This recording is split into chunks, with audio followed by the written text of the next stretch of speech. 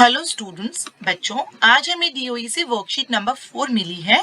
ये वर्कशीट आप ही की टेक्स्ट बुक के चैप्टर 3 क्वेश्चंस से रिलेटेड है। बच्चों हम प्रीवियस वीक्स में इसी से रिलेटेड वर्कशीट्स कर रहे थे और आज हम अच्छे से रिवाइज कर लेंगे कि 3 क्वेश्चंस के अंदर एक्चुअली दिया क्या गया है। जिन बच्चों ने इस चैप्टर को अच्छे से रीड किया है वो इस वर्कशीट को बहुत इजीली सॉल्व कर लेंगे, लेकिन जिनको थोड़ी डिफिकल्टी आई है या परेशानी आई है वो ध्यान से सुनेंगे तो बच्चों आपकी सारी प्रॉब्लम सॉल्व हो जाएगी। चलिए स्टार्ट करते हैं। सबसे पहले बच्चों दिया गया है चैप्टर्स नेम। आपको भरना है चैप्टर का नाम। चैप्टर का नाम है बच्चों 3 क्वेश्चंस और it is written by Leo Tolstoy. किसने लिखा है बच्चों ये चैप्टर? लियो टॉल्स्टॉय ने। और चैप्टर का नाम क्या है? 3 क्वेश्चंस।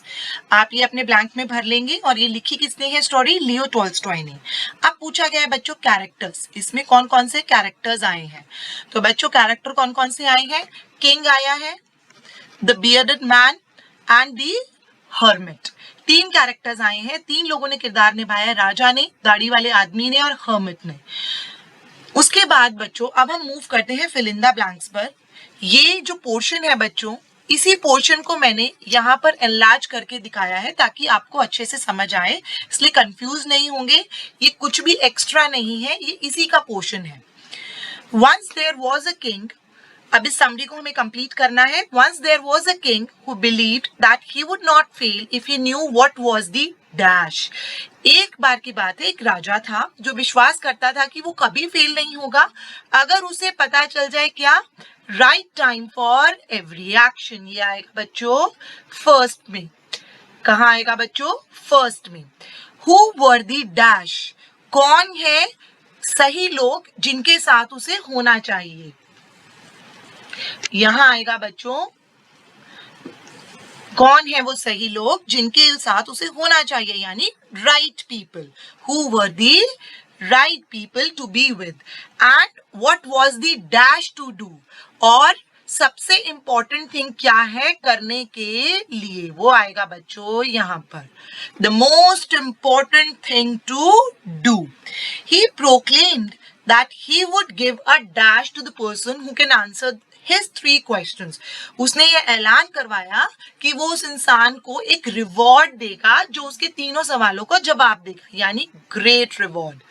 ये आएगा बच्चों 4th ब्लैंक में। अब मूव करते हैं बच्चों सेकंड पार्ट के ऊपर। Many people came and all the answers given by them were, बहुत सारे लोग आए और लोगों ने अलग अलग तरह के जवाब दिए, यानी कि डिफरेंट आंसर्स। पहले ब्लैंक में आएगा different. The king was not at all dash, लेकिन राजा बिल्कुल भी संतुष्ट नहीं था उन जवाबों से, यानी कि सैटिस्फाइड नहीं था उन जवाबों से। He went to a wise hermit seeking answers. वो एक वाइज हर्मिट के पास गया जवाब ढूंढने के लिए। हर्मिट कौन होता है बच्चों? हर्मिट एक ऐसा इंसान होता है जो अकेले रहता है, शांति में रहता है, सिंपल जीवन जीता है, वाइज होता है, मतलब समझदार होता है। तो राजा उस वाइज हर्मिट के पास गए अपने जवाब ढूंढने के लिए। The hermit was dash the ground when the king reached there. Hermit जो है वो ग्राउंड को खोद रहा था जब राजा वहां पहुंचे। डिगिंग, क्या आएगा बच्चों थर्ड ब्लैंक में? डिगिंग। अब मूव करते हैं बच्चों नेक्स्ट पार्ट की तरफ, जो कि है ये वाला पार्ट। इसमें बच्चों कहा है the hermit greeted the king and continued digging. Hermit ने राजा का अभिनंदन किया, उनको नमस्ते किया और वो डिगिंग यानी खोदता रहा। The king repeated his questions, but the hermit did not answer.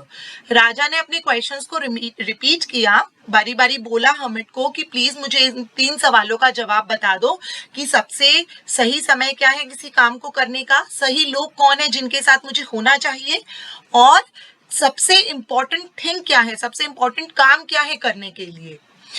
लेकिन हर्मिट ने कोई आंसर नहीं किया। The king help the hermit in dash. King ने फिर उसके बाद हर्मिट की हेल्प करी खुदाई में। किसमें हेल्प करी बच्चों? खोदने में, डिगिंग में। The king help the hermit in digging. Then they saw a stranger. उन्होंने एक स्ट्रेंजर को देखा who was badly wounded. उसको बहुत जोर से चोट लगी थी। Running towards them. ये था बच्चों हमारा bearded man. दाढ़ी वाला आदमी जिसको चोट लगी थी और वो उनकी तरफ भागता हुआ आ रहा था। The king nursed him and dash his wounds. King ने उसकी सेवा की, नर्स्ड हिम यानी उसकी सेवा की, एंड डैश हिज वुंड्स, उसके वुंड्स पर बैंडेज बांधी। सेकंड ब्लैंक में आएगा बच्चों बैंडेज्ड। Later the man told that he was the king's enemy and wanted to kill him.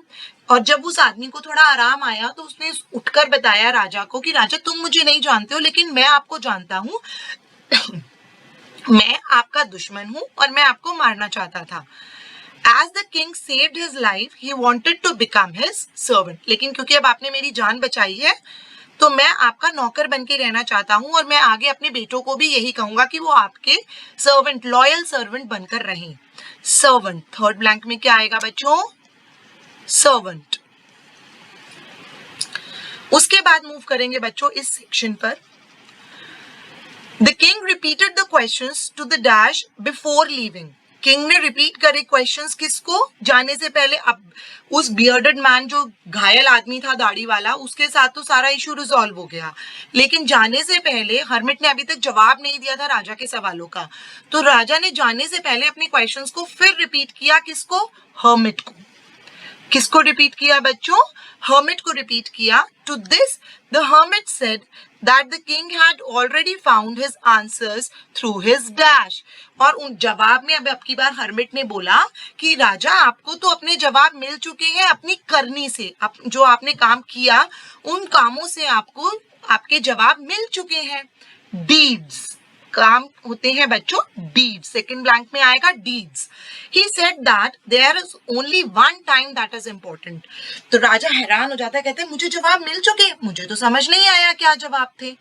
तो हर्मिट ने उनको समझाया कि किसी भी काम को करने के लिए सबसे इंपॉर्टेंट टाइम होता है नाउ, यानी कि अभी। The most important time is now. The most important person is the one whom he is currently with. और सबसे important व्यक्ति कौन होता है? उस नाउ में, यानी प्रेजेंट टाइम के अंदर आप किसके साथ हैं, क्योंकि प्रेजेंट टाइम ही वो टाइम है जिसमें आप काम कर सकते हैं बच्चों। आप फ्यूचर में कुछ नहीं कर सकते, आप पास्ट में कुछ नहीं कर सकते, जो करना है अभी करना है। और जो लोग आपके साथ उस वक्त प्रेजेंट हैं उनके साथ ही आप कुछ काम कर सकते हैं। फ्यूचर का ना आपको पता, ना पास्ट में आप वापस जा सकते। कोई भविष्य देख के आपको नहीं बता सकता कि आप फ्यूचर में किसके साथ होंगे। तो द मोस्ट राइट पर्सन और द इम्पोर्टेंट पर्सन इज जिसके साथ आप करंटली हैं। देखिए हर्मिट ने भी यही कहा, the most important person is the one whom he is currently with. And the most important thing to do is, सबसे जरूरी काम क्या होगा करने के लिए? डूइंग गुड, कि अच्छा काम करो उस व्यक्ति के लिए जो उस समय आपके साथ है, क्योंकि आप अगर आज अच्छा काम कर रहे हैं उस व्यक्ति के लिए जो अभी आपके साथ है, तो कल आपको उसका फल अपने आप मिल जाएगा, आपको भविष्य देखने की जरूरत नहीं है। ये था बच्चों हमारा लेसन और ये थी हमारी वर्कशीट। आई होप आपको समझ आया होगा। अब सभी बच्चे वर्कशीट को कंप्लीट करके अपनी टीचर्स को सेंड कर देंगे।